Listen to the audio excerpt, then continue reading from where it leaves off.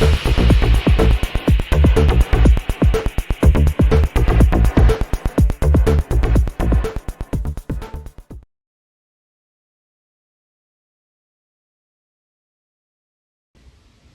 there everybody, and welcome to another video. On today's video I have this Mercedes W204 C-Class 2009.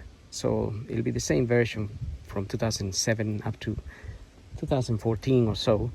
And I just wanted to show you, if you happen to find water inside of your passenger side, or well, this is passenger side, but it could be driver side in another country, you may want to look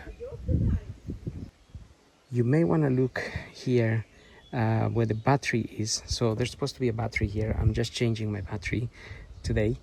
So I remove the battery, and in here there's these two holes. So you may want to check that this area here it's clean, because at the moment you may be able to see that there is water in there, and that's because the drain hole is blocked.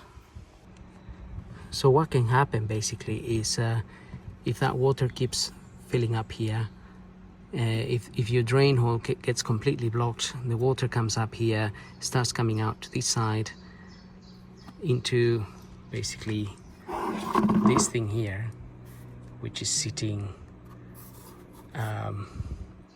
right here, and then the water can transfer to this side. But you do have a drain hole here as well, which again you do want to make sure is clean. You can see the dirt in there.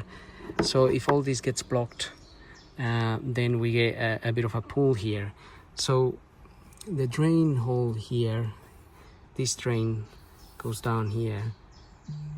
That's what we want to really basically clean, so we get rid of that water. You can also see the water leaking here because that's blocked. So I have to put something in there and unblock it. Right, I got this thing. I took this out of a wiper blade actually. Let's try and put that in there and see if we can unblock it a little bit.